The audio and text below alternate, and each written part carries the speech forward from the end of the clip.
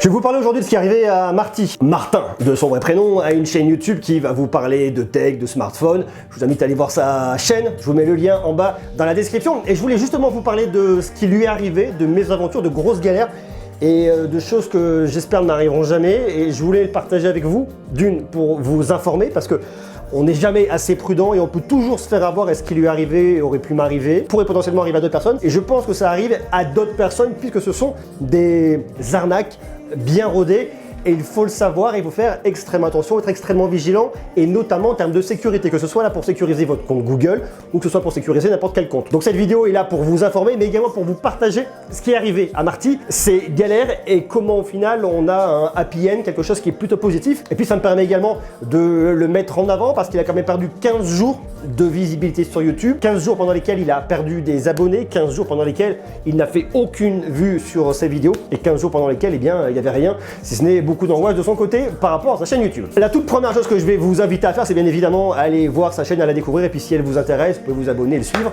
Comme ça permettra de lui donner un petit coup de boost pour repartir plein de motivation. On va prendre le temps d'échanger avec lui pour voir ce qui lui est arrivé et comment il a réussi à résoudre son problème. Je t'appelle Marty, Martin, comment tu veux que je t'appelle? Quand tu veux, je m'en fous. Moi, je vais t'appeler Marty sur YouTube, t'appelles Marty. Ça va Marty? Ça va et toi? Ouais, bien. Alors, t'as une grosse galère avec ta chaîne YouTube là. Ouais, gros piratage qui m'a foutu un peu les boules, on va dire. Pour resituer, tu peux expliquer qui tu es? Marty, donc ça fait 5 ans que je fais des vidéos sur YouTube et je fais tout ce qui touche à la téléphonie, les tests, les reviews, etc. Et j'ai 47 000 abonnés, je crois. Ok, très bien. Et alors, qu'est-ce qui s'est passé? Parce que tu avais une chaîne qui fonctionne, tu déroules le contenu. Et un jour, tu as une galère, tu reçois un mail, qu'est-ce qui s'est passé en fait pour que tu te fasses pirater ta chaîne? Bah en gros j'ai reçu 2 mails, je sais toujours pas à l'heure actuelle lequel des deux m'a eu. Et en fait il me propose des demandes de partenariat et puis je vois que les demandes sont cohérentes. Les logiciels ont l'air corrects également. Et à la fin on me demande du coup de télécharger le logiciel normal. Et sauf que je reçois 2.exe et après les 2.exe quand je les télécharge, vu que je suis sur mon Mac, évidemment ça s'exécute pas. Et donc j'envoie un mail aux deux marques, je leur dis voilà sur mon Mac ça fonctionne pas, est-ce qu'on peut faire quelque chose? Et sauf que vu que je suis impatient comme pas possible, je me suis dit bon ils répondent pas, je vais le faire sur mon Windows. Et puis après sur mon Windows pareil 2.exe qui s'exécutait pas et le lendemain je me suis réveillé et j'avais plus rien. Et c'est le lendemain que tu t'es rendu compte qu'en fait ta chaîne tu t'avais plus accès? Ouais parce que déjà j'avais pas les notifs créateurs sur mon iPhone. Et puis je vois que sur mon autre adresse mail j'avais des mails de Google me disant alerte de sécurité etc. Et après j'ai vu le mot de passe a bien été changé, sécurité à double authentification a bien été retiré etc.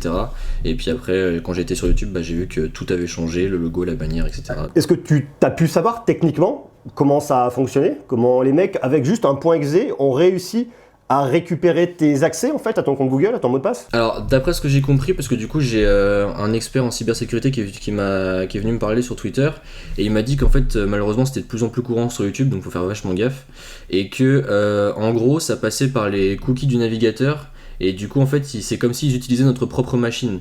Ce qui fait que du coup ils avaient accès à tout ce qu'il y avait dedans, c'est un cheval de Troie en gros si tu veux. Sauf que du coup ça passait complètement outre la sécurité à double authentification, outre les mots de passe etc. Et du coup je l'avais dans l'os quoi. Cheval de Troie, ils ont réussi à prendre contrôle de ton navigateur et à te pirater ta chaîne et ils t'ont piraté. J'espère que ta chaîne parce que c'est énorme, mais est-ce qu'il y a autre chose qui a été piraté, une boîte mail, d'autres contenus? Du coup la boîte mail qui était liée à la chaîne, mais sinon non, juste heureusement juste la chaîne et la boîte mail qui était liée avec. Donc en gros un matin tu te lèves, tu veux te connecter à ta chaîne, à tes accès, t'as plus accès à rien, tu vas sur ta chaîne et tu vois la tronche d'un autre gars, tu vois un autre nom.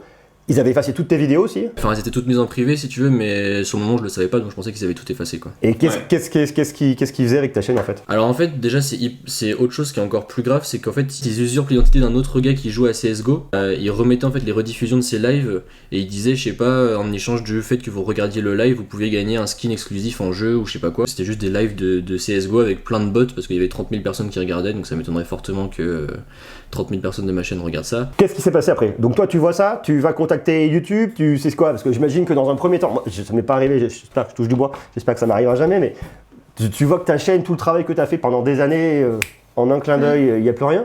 Qu'est-ce que tu fais directement? Qu'est-ce qui se passe? Bah dans un premier temps je fais un tweet, mais en fait si tu veux le tweet quand je le fais, j'arrive pas encore à réaliser en fait que c'est vraiment en train de se passer et que je me dis en fait j'ai vraiment plus rien.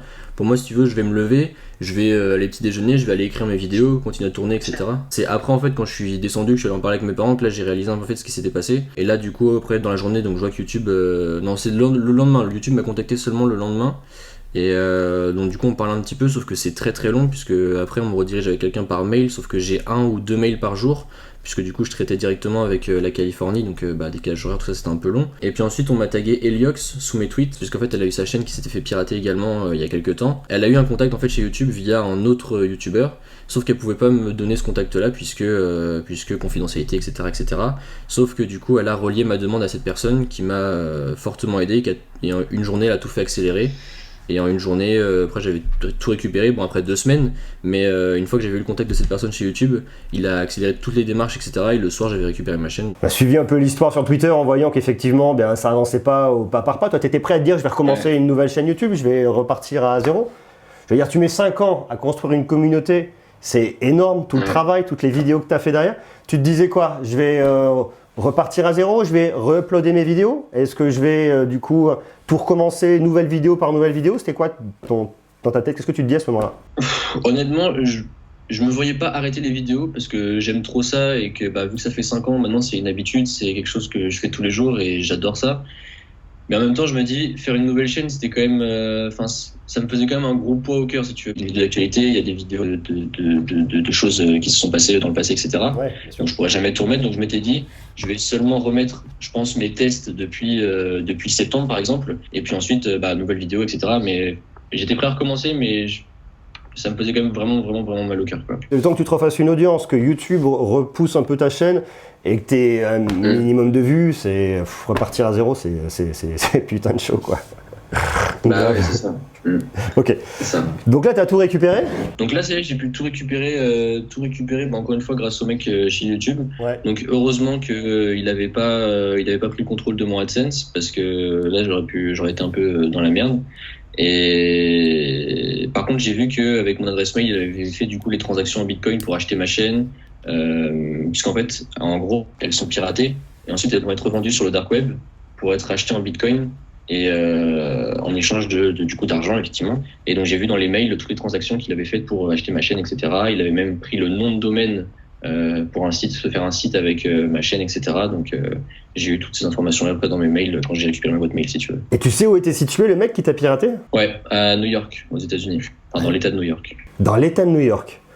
Donc tu as un mec dans l'État de New York qui a piraté ta chaîne grâce à ce cheval de Troie et qui voulait faire un business derrière et se faire de l'argent avec ton nom, ta communauté que tu avais déjà créée. Ouais, voilà. Je comprends pas trop l'intérêt parce que le mec, ses lives, ça a fait. Donc, il avait ses bots au début, donc ça faisait beaucoup de personnes. Mais bon, après, il y avait plus personne qui regardait. Et du coup, j'ai eu beaucoup de désabonnements aussi. Ouais. Donc, honnêtement, je vois pas trop l'intérêt du mec en question qui a racheté la chaîne, quoi. Combien d'abonnés t'as perdu? T'arrives à quantifier ou pas? À l'heure actuelle, alors j'ai des stats qui sont pas encore actualisées, mais j'en ai perdu entre 700 et 800. Et t'as des gens qui t'ont écrit sur Twitter, qui suivaient ta chaîne, qui te disaient qu'est-ce qui se passe avec ta chaîne? T'as changé, tu t'es fait pirater? T'as eu des messages? Ouais, il y a des gens qui m'ont dit qu'est-ce qui se passe? Pourquoi il y a du CS sur ta chaîne? Pourquoi le logo a changé? Pourquoi le nom a changé subitement?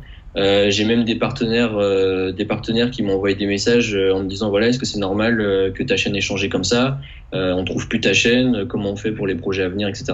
Donc ouais, j'ai quand même eu pas mal de gens qui sont venus vers moi après derrière pour me demander ce qui se passait, quoi. D'accord. Et est-ce que tu as eu des gens qui, maintenant que ta chaîne est revenue, sont venus se réabonner à ta chaîne? Est-ce que tu as des messages d'encouragement, des gens qui sont qui étaient partis, qui reviennent? Tu arrives à mesurer ça un peu après? J'ai quand même eu beaucoup de chance que beaucoup de gens finalement ont relayé mes tweets sur Twitter. Ouais. Donc du coup, j'ai eu beaucoup de chance par rapport à ça. Donc il y a des gens qui découvrent et il y a des gens qui reviennent effectivement et qui disent ok, bon c'est cool, je suis content de t'avoir retrouvé. Et après j'ai vu qu'il y avait aussi beaucoup de gens qui avaient été désabonnés tout seuls de ma chaîne en fait. D'accord. Donc j'ai eu des messages en me disant tiens, c'est bizarre, j'étais plus abonné à ta chaîne. Alors que pourtant je te suivais depuis un petit moment et voilà. Donc je sais pas trop ce qui s'est passé, mais là ça commence à revenir doucement. Écoute, moi j'invite tout le monde à venir s'abonner à ta chaîne pour découvrir ce que tu fais et puis te soutenir, parce que quand tu te tapes une période comme ça avec des galères à te dire mais comment je vais faire, En plus de ça, en termes ne serait-ce que de faire évoluer ta chaîne, de partenariat, tu me parles de partenaires. Tu peux plus rien faire, t'es bloqué, t'as une vraie difficulté d'anticiper ce qui va pouvoir se passer, c'est hyper anxiogène. Donc je vous invite à découvrir la chaîne de Marty et allez vous abonner. Je vous mets un petit lien en bas dans la description. Mais écoute, j'espère que ça va aller, hein, et puis surtout que ça recommencera pas, que tu te refasses pas pirater ta chaîne à nouveau. Bah ouais, j'espère. Bon alors qu'est-ce que tu dirais toi? Qu'est-ce que tu donnerais en conseil maintenant à toutes les personnes qui ont des chaînes YouTube et qui potentiellement sont, comme moi d'ailleurs, à recevoir beaucoup de partenariats, beaucoup d'emails comme ça et à te dire on peut tous risquer de se faire pirater à un moment ou à un autre en tout cas. En vrai, j'ai eu des recommandations sur Twitter qui n'étaient pas forcément idiotes, de par exemple tester les logiciels dans des sandbox. Donc comme ça pour voir que le logiciel, il n'y a pas de virus, il n'y a pas de trucs comme ça dedans si tu veux. Ouais. Ça, et puis faire vraiment être très vigilant parce qu'en fait, moi si tu veux, je pense que c'est le deuxième logiciel qui m'a piraté. Parce que le deuxième, pour moi, était propre, etc. Et il y avait, je pense, pas grand-chose. De redoubler de vigilance, même si dans un premier lieu, ça a l'air d'être des gens de confiance, toujours rester vigilant. Et après, les antivirus, etc., ça sert pas forcément, puisque là, tout est passé outre à chaque fois. Ouais. Donc, mais voilà, vraiment rester très, très vigilant et toujours bien vérifier, tester les logiciels avant dans des virtual machines, limite, pour pas corrompre son ordinateur. Bon, écoute, merci à toi, merci de ton témoignage. Je te souhaite bon courage, que ça recommence pas. Merci à toi de m'avoir invité. Ouais, non, avec grand plaisir. Et puis, bonne continuation. Et puis, à très bientôt alors. Merci à toi aussi. Ciao. Ciao.